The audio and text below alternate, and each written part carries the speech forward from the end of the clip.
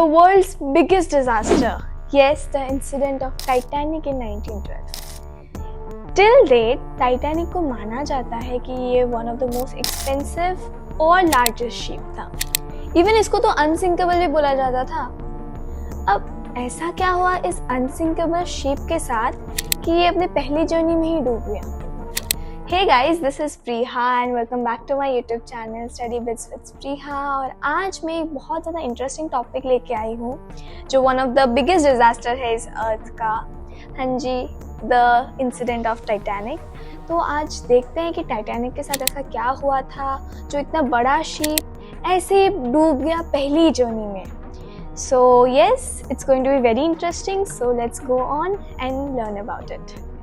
10 अप्रैल 1912 को टाइटैनिक का पहली बार के लॉन्च हुआ और वो अपने पहली जर्नी में जाने वाला था. तो एवरीवन अराउंड टाइटैनिक, मतलब आप देखो तो उसके पैसेंजर्स, उसके सारे गेस्ट, फिर जाके ऑडियंस, मीडिया, सब लोग बहुत एक्साइटेड थे क्योंकि उस टाइम का ये मोस्ट एक्सपेंसिव और लार्जेस्ट शिप था. क्योंकि आप देखो तो उस टाइम का इस शिप का जो कॉस्ट पड़ा था वो था $7.5 मिलियन, जो अगर आप देखो इस ज़माने का तो it is around $400 million, which is a very big cost. अब ये वन ऑफ द बिगेस्ट भी था. जैसे मैंने बोला, ये 269 मीटर्स इन लेंथ था और 50 मीटर से भी ज़्यादा उसकी ऊंचाई थी. तो एवरीवन वाज रियली एक्साइटेड क्योंकि ये शिप मल्टीपल सेफ्टी फीचर्स, बहुत सारे फीचर्स थे इस शिप में जो इसको बहुत ज़्यादा स्पेशल बनाता था. इसका कोई डूबने का चांस ही नहीं था क्योंकि इसमें बहुत सारे सेफ्टी फीचर्स लगे थे और वो बहुत ज़्यादा सेफ था. तो वो अपने पहले सफ़र पे निकल चुके थे और अराउंड 12 अप्रैल, मतलब 2 दिन के बाद उनको अपना पहला आइस वार्निंग मिला. सो आइस वार्निंग का मतलब ये है कि ऐसे ओशंस में बहुत सारे आइसबर्ग्स होते हैं, मतलब पहाड़ होते हैं बर्फ़ का. तो एवरी शिप्स अराउंड इट, मतलब उस एरिया के पास पास में जो शिप्स है वो अपने जो पास पास शिप्स है उनको वार्निंग्स देते हैं कि इधर आइसबर्ग्स है, शिप को इधर मोड़ो, इधर मोड़ो. एंड वो मतलब रेडियो के थ्रू कम्युनिकेशन होता रहता है. तो टाइटैनिक को पहला आइस वार्निंग मिला 12 अप्रैल को और उनका जो सफ़र था वो 6 डेज़ का था. तो after getting those ice warnings, Titanic जा तो रहा था, वो टर्निंग्स ले रहा था, वो अपना डायरेक्शन चेंज कर रहा था बार बार आइस को देख कर, बट उन लोगों ने अपना स्पीड नहीं कम किया. It was around 21.5 knots which is 40 kilometre पर आवर के अराउंड का बात है.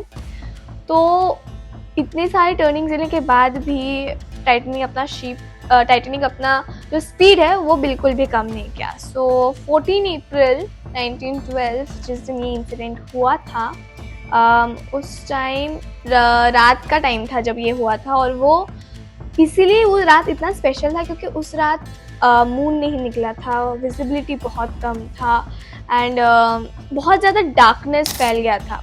तो जैसे कि मैंने बोला, वो रात का टाइम था और उस टाइम विंड बहुत फास्टली ब्लो हो रहा था, प्लस जो टेम्परेचर था वो बहुत ज़्यादा नीचे जा रहा था. तो the one who was sitting in the crow's nest, उसके लिए बहुत ज़्यादा डिफ़िकल्ट हो गया था टू सी फर्दर. तो दूर तक तो दिखना बहुत ज़्यादा डिफ़िकल्ट ही था, लेकिन पास का चीज़ भी बहुत ज़्यादा डिफ़िकल्टली दिख रहा था. तो फिर जब वो जा रहा था, फिर सडनली उसको दिखा कि सामने एक बहुत बड़ा आइसबर्ग है. And just he ring the bell, और फिर उसने कॉल किया अपने फर्स्ट ऑफिसर को कि सामने बहुत बड़ा आइसबर्ग है, अपने शिप को मोड़ो. तो फर्स्ट ऑफिसर ने जो शिप चला रहा था उसको इंस्ट्रक्शन दिया कि शिप को है ना लेफ्ट तरफ घुमाओ. बट उस टाइम बहुत ज़्यादा लेट हो गया था क्योंकि आफ्टर 1 मिनट शिप टकराने वाला था. तो ऑफकोर्स लेफ़्ट मोड़ने से पहले ही वो चीज़ टकरा गया और अराउंड 10 सेकेंड्स तक वो चीज़ ग्लाइड होते गया उस बर्फ़ के टुकड़े के साथ. एंड उसने बहुत ज़्यादा डैमेज किया टाइटैनिक की बो की एरिया को. सो बो की एरिया क्या है? It was like the right front area of the ship, नीचे का. तो किया उसने बहुत ज़्यादा डैमेज किया. और उस टाइम क्या हुआ, हम लोगों ने जब उसके बारे में रिसर्च किया, उस आइसबर्ग के बारे में, तो साइंटिस्ट बोलते हैं कि it was big like a football field जो है 400 एंड 200 मीटर, और था जो उसका ऊंचाई था वो था same like the cross nest, मतलब एकदम क्रोस नेस्ट की हाइट का था वो। तो ऑफकोर्स बहुत ज़्यादा इसने टाइटैनिक को चोट पहुंचाया था, and people didn't thought it as a big situation, क्योंकि सबको लगा था ये अनसिंकेबल टाइटैनिक है, तो अगर आइसबर्ग से टकरा भी गई होगी तो फिर ज़्यादा कुछ होएगा नहीं, ये जहाज़ डूबेगा नहीं। सो आफ्टर दैट हैपेंड, जो एडवर्ड जॉन स्मिथ का टीम था और वो एक साथ आए एक मीटिंग में, और फिर शिप का पूरा डायग्राम देखा, और फिर वो लोगों ने मतलब देखा कि कहाँ कहाँ क्या डैमेज हुआ है, and you know what is the problem. तो फिर जब उन्होंने देखा, उन लोगों को पता चला कि ये तो शिप डूबने वाला है। तो 20 मिनट के बाद अराउंड 12 बजे कैप्टन स्मिथ ने इंस्ट्रक्ट किया अपने क्रूज को कि डिस्ट्रेस कॉल सिग्नल भेजो रेडियो के थ्रू, ताकि जो आसपास के शिप्स है वो हमें हेल्प कर सके। तो इस कहानी का जो हीरो था, his name was Jack Phillips, उन्होंने बहुत सारे डिस्ट्रेस कॉल भेजे एवरी टाइम, मतलब उनको बहुत टाइम तक कोई रिस्पॉन्स मिला नहीं था, वो भेजते गए। आफ्टर 20 मिनट्स 12:20 को उनका जो सिग्नल है वो एक शिप को मिल चुका था जिसका नाम था RMS कार्पेथिया, जो पास तो था लेकिन वो 107 किलोमीटर दूर था, वो मतलब फिर भी बहुत ज़्यादा दूर था। अगर वो अपने टॉप स्पीड में भी आता तो फिर वो उसको भी 3.5 आवर्स लग जाता। क्या पता 3.5 आवर्स तक टाइटैनिक बिना डूबे रह सकता है कि नहीं। So everyone was really scared. तो अदर क्रू मेंबर्स ने क्या किया, आसमान में रॉकेट्स और फ्लेयर्स जलाए, ताकि अगर किसी को पता चले तो क्या पता they get the signal and come to us. ऐसा उन लोगों ने किया, लेकिन अनफॉर्चुनेटली किसी भी शिप से उनको रिस्पॉन्स नहीं मिला। अब फिर कैप्टन स्मिथ ने धीरे से इंस्ट्रक्ट किया कि जो पैसेंजर्स है उनको इवैक्यूएट करो, लाइफ बोट्स में बिठाओ और उनको भेजो। सो ऑफ कोर्स उन लोगों ने शुरू किया वो चीज़, और उस शिप में बस 20 लाइफ बोट्स थे, जो अराउंड 1200 लोगों को ही फिट आ सकता था, बिकॉज एक लाइफ बोट का जो कैपेसिटी था वो 65 था, और अराउंड शिप में 2200 पीपल थे। तो मतलब लाइफ बोट्स में बस 1200 फिट हो सकते थे, और बाकी सारे लोग शिप में रहना पड़ेगा।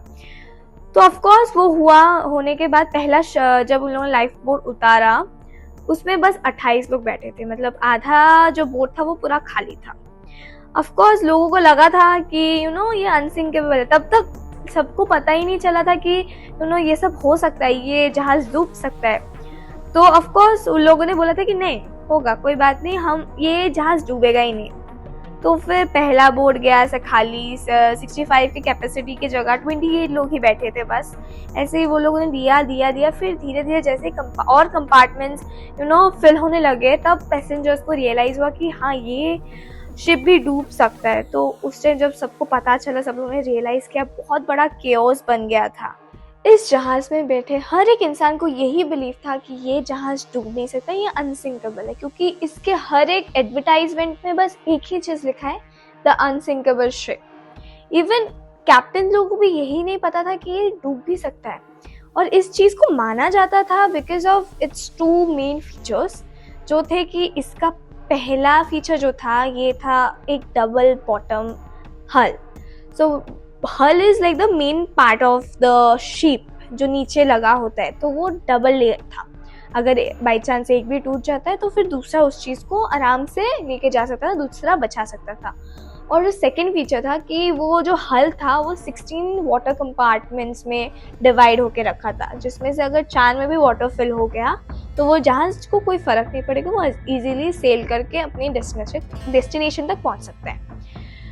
पर एक्चुअली हुआ क्या था, जब वो इम्पैक्ट पड़ा था वो साइड में हुआ था, जो कि हल का कोई काम नहीं आया, क्योंकि साइड में तो वो सिंगल लेयर ही था। फिर जाके जो कंपार्टमेंट्स का बात आया था तो वो 6 कंपार्टमेंट्स फुल हो गए थे, जबकि लिमिट था 4। तो जैसे कि 6 हो गए तो फिर the captain got to know कि अब तो ये डूबने वाला है, और उन लोगों ने डायरेक्टली पहले पैसेंजर्स को बताया नहीं था। जैसे कि कंपार्टमेंट्स और फुल होते होते गए, वैसे ही जहाज़ धीरे धीरे टिल्ट होते गया। अब जैसे ही लोगों को पता चल गया कि ये टिल्ट हो रहा है, और ज़्यादा हंगामा मच गया था लाइफ बोट्स के लिए। हर एक इंसान एक दूसरे से झगड़ा कर रहा था लाइफ बोट्स में बैठने के लिए। सो अराउंड 2 बजे टाइटैनिक का लास्ट लाइफ बोट नीचे उतरा, जो नीचे तो चला गया था, पर जहाज़ में अभी भी 1500 लोग बचे थे। उनमें से बहुत लोगों ने लाइफ बोट्स में अपनी जगह बनाने के लिए कोशिश की। बहुत लोगों ने जहाज़ में ही रुके रहे कि अपने भाग्य को मान के वो लोग कि ठीक है, अभी हमारा भाग्य यही है, so we should not force ourself. तो ऐसा हुआ। होने के बाद अराउंड 220 जो शिप था वो 2 टुकड़ों में टूट गया, और हो सकता है जो 1500 लोग थे वो डूब गए होंगे शिप के साथ, या फिर जिन लोगों को स्विमिंग करना आता था वो हाइपोथर्मिया की वजह से चल बसे। हाइपोथर्मिया इज़ लाइक डिजीज़, और बोल सकते हो आप ऐसा एक प्रॉब्लम, क्योंकि पानी का जो ठंड था वो -2 डिग्री सेल्सियस था। ऑफकोर्स ठंडी की वजह से वो हाइपोथर्मिया होके वो लोग चल बसे। Of course this is a disaster जो बहुत बड़ा है, जो बहुत ज़्यादा दर्दनाक है और बहुत ज़्यादा ख़तरनाक भी है। एंड एज आई सेड, इस प्लेन में लाइफ बोट्स की बहुत कमी थी। पहली बात, इट वाज वेरी लेस, क्योंकि 2200 लोगों को बोर्ड करने के लिए it was very difficult in 20 boats, और वो इतने भी बड़े नहीं थे साइज़ में। और यस, जिस जहाज़ को अनसिंकेबल माना जाता था उसको 3 घंटा भी नहीं लगा डूबने के लिए। ऑफ कोर्स आरएमएस कारपेथिया आके पहुंचा उसके पास 3 घंटे, मतलब after half an hour of that incident उन लोगों ने आके तो पहुंचा, लेकिन उन लोगों ने बस डेड बॉडीज़ फ्लोट होते हुए देखा।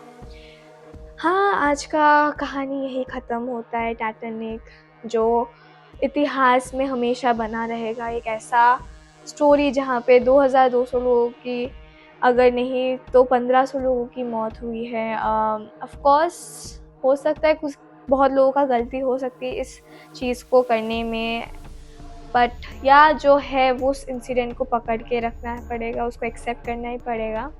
सो आज मैं अपना वीडियो इधर ही एंड करती हूँ, and hope you liked it. So do subscribe my channel, like this video and comment me कैसा था ये वीडियो। और प्लस अगर आपको किसी टॉपिक के बारे में जानना है तो प्लीज़ कमेंट, क्या पता मैं नेक्स्ट वीडियो उस टॉपिक के ऊपर बनाऊँ। So thank you so much, love you, bye bye.